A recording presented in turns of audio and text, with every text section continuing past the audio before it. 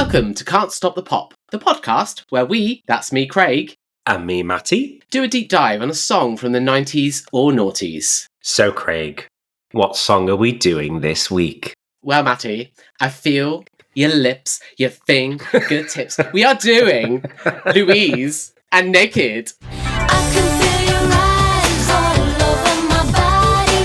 I can read the signs of sexual. I can read your mind.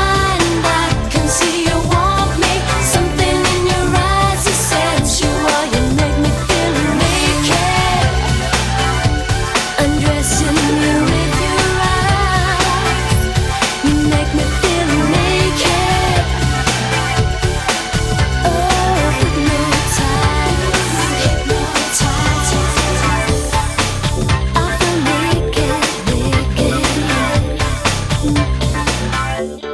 So what are your immediate thoughts? I love this song. It's great. It's just brilliant.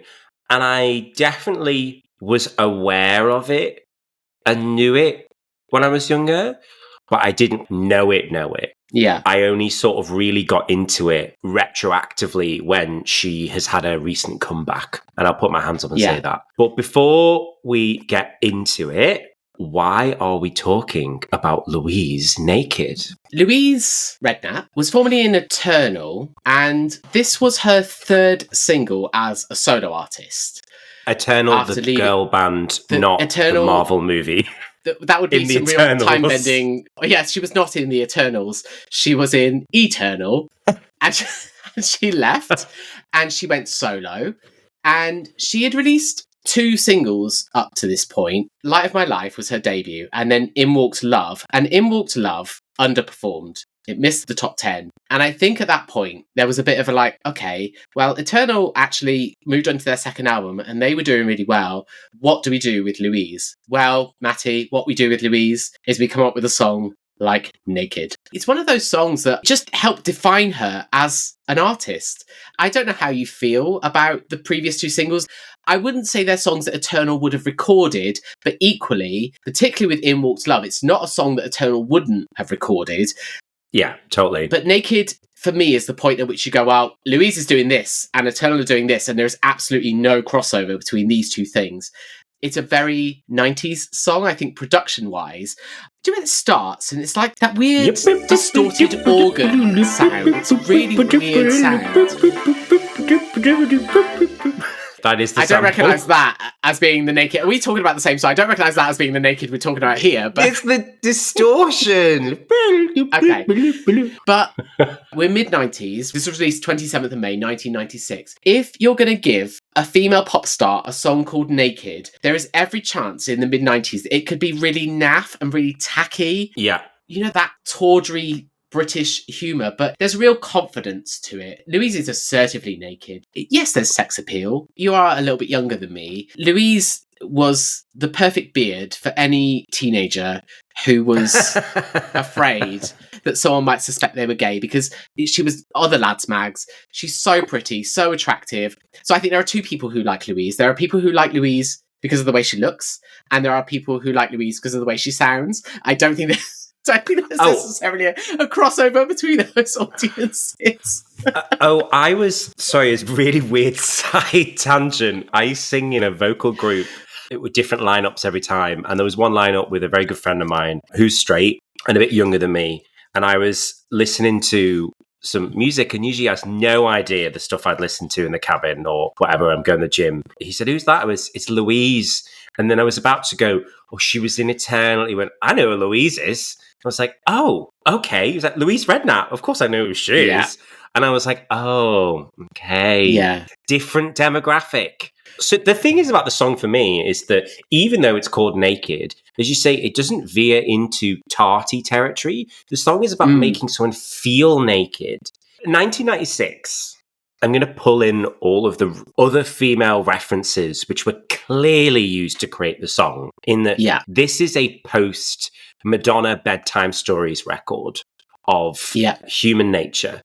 But it feels like very much a sister song to the whole 1990 Kylie Rhythm of Love shocked. What do I have to do? But with a little bit of Janet Jackson thrown in there. You know, you've got a lot of that 90s influence all remixed together. I'm throwing all the references out there, but then produced with, there's a little bit of 90s dance, there's a bit of ultra nate in there. I just feel like it's a melting pot of what the sound of the era was, that middle of that decade.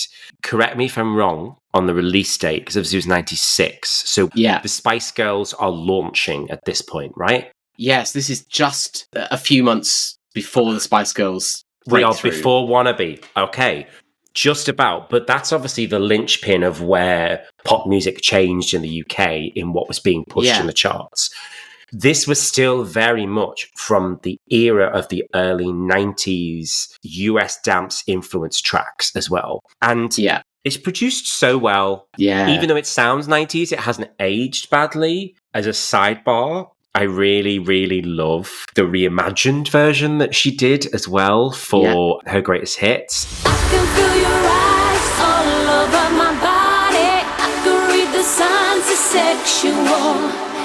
I can read your mind. I can see you want me. Something in your eyes is sensual. As a little piece of pop history, you're right in what that you say in that I think this was Louise absolutely at her best as a pop star in this era. Yeah. And obviously we'll talk about the stats and stuff later. But I think it's a bit sad that she kind of lost her mojo as a pop star as she went along. And it wasn't until she's come back for the more recent records that she's done in which that she's felt that confidence again. And you can see it on stage and feel it in the music that she's creating and releasing these days. The Confessions album is one of my favorite albums of the year. And it gives me that same vibe that Naked did back in 96. There's two things about the production. I've already told you about one of them, which is my favourite bit of the song. Firstly, there's the rap with the telephoned in voice effect, which is very of its time and actually would continue to be into the later 90s. But then at the end of it, there's the drum kick, which is not just the best bit of the song. It's one of my favourite moments of pop music ever. Dun-dun-dun, dun-dun-dun, dun-dun-dun. I feel your lips, your fingertips get inside, play with my mind.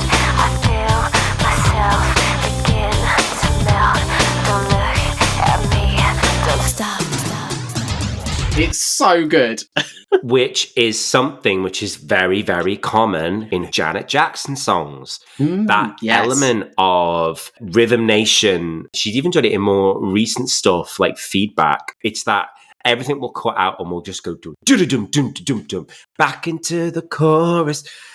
It's such a good moment. Honestly, other than talking about the production style and where it is, I don't think there's too much that we can speak about the song other than the fact that we both just love it so much. Melodically, it's one of those songs that just flows so well. It's so smoothly written. It's more of a sensual Naked than a sexual Naked, and I appreciate it for that. It's not too tarty. It's really got a lot of class to it. It's great. And to be honest, I think that comes across most in the video. Let's talk about the video. Tell me what you see.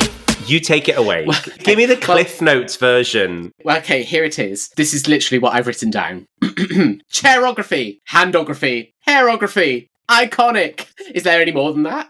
There's every element that you could throw at it is there for a choreographed sequence. For me, it feels, once again, it feels very 90s. It's very referential. That whole, the guy gets almost like strapped to the chair and he's got his little Clark Kent glasses. And even though he's cute, they don't sexualize him. It's all about his fascination with what is happening in front of him. But which, even though it's male to a female, it just still comes across as unbelievably camp. It's so camp from start to finish. The best moment, and I really want to know how it was done. It's obviously going to be done one of two ways, but there's a moment where when it hits the first chorus, it looks like they're all dressed in like grey or blue type outfits. And then they hit, bam, of a pose. And suddenly everything is bright white lights. I watched it back 3 times, trying to work out whether or not it was a costume change that they then shifted the camera, or I think it is that the fabric that they're wearing is reflective. So they just shine a light on it, because the styling, once that bright light comes from all the costumes, his styling is unbelievable. It's so classy. All of the white hair, there's a lot of lines that are being used in the makeup and the contouring that bring out this sharp white edges, which also match the choreography. I loved it. My notes were, styling is perfection. The man enters at the start. He's got a note from Louise. It's like, we need to talk. You take it, this is pop music, so we don't question it. I'm like, if I had a note from my partner and I turned up in a dark warehouse and there was just a chair, I don't think I would sit down and see what was going to happen. I would probably just turn around and leave. The Louise you see in this video, what it shows is what a good performer she is, because she is very grounded. And I think she's always been quite humble about her looks and about her sex appeal, but she turns it on here and it's such a good performance. Just what level we're on here for a third single. This was choreographed by Jamie King. Oh, wow. He went on to do, he's choreographed for Madonna, Britney, Christina, Rihanna, Avril Lavigne. But you think of the iconic 90s, noughties performers and the choreographed tours, he did this, and that comes across. Jamie King's massive. So that's the level we're at with this, and it was a moment when she established herself as a pop star, and it tied in perfectly to where the industry went, because she could ride the success of Girl Power and the Spice Girls and the breakthrough of bubblegum pop, and she was right on the cusp of it at the right point to transition with it, and she did it really, really well. She did it very, very well, and she rode that success for quite a few years in a way that she was very successful in the UK, and I like a lot of her earlier stuff. I'll be the first person to say it. As a later fan, I'm much more into her later material, but this song stands out head and above anything else that I think she recorded in the 90s. I think it is so good. And I feel like it's so quintessentially Louise, but it's not too far to suggest that this could have been sung by one of the big, massive female artists of the decade from the US or something like that. Yeah, I love it. And I've grown to love it more and more over the years as I've listened to it again and again. Any more thoughts on the video? I have no more thoughts on the video, but I do want to discuss with you Peppa Pig. Is Peppa Pig duetting with Adele? Am I going to collab with Peppa Pig? No. Because Peppa Pig was a fan of Naked. Well, not officially. Oh, this blows my mind. Did you know, when I sent you, did you know that this had happened? Or were you just like, this is all brand new information? It was new information. I was making my dinner and I was crying with laughter. What? Craig, please explain to our listeners the connection between Louise Naked and Peppa Pig. So in 2020, the songwriters of Naked, they launched allegedly a £1 million lawsuit against Peppa Pig because for Peppa's album, she recorded a song called Peppa Party Time. The pig recorded. Which bears some similarities, shall we say, to Naked. Peppa, Peppa party, Peppa, Peppa party, Peppa, Peppa party with my friends and me. Come and join the party, Peppa, Peppa party, Peppa, Peppa party with my friends and me. Peppa, Peppa party, Peppa, Peppa party. Now, I'm not sure that I would think that Peppa Pig had heard Naked. I don't think she should have done. I don't know much about Peppa Pig. I feel that she would not have listened to Naked, but inadvertently, when recording Peppa Party Time, she did plagiarize Naked. And it's so blatant. It's such a blatant copy of the song. The melody is exactly the same. Exactly the same. And not in a way that I think you could have accidentally done it. It's not like it resembles the production. I do think that this has been taken when they've gone, oh yeah, I remember that song. It's literally the same melody. Peppa, come on, you got caught. Louise was promoting Heavy Love at the time. This did result in people going, have you ever thought about doing a duet with Peppa Pig? It's like, not really, no. Oh, people getting asked to do duets with Peppa Pig? How have we not had that as a mashup? You know what? When we do our Can't Stop the Pop club night, Maybe that's what we're going to go. Drop the beat, Peppa Pig. And the dance floor will clear. This is not what I thought this episode would go.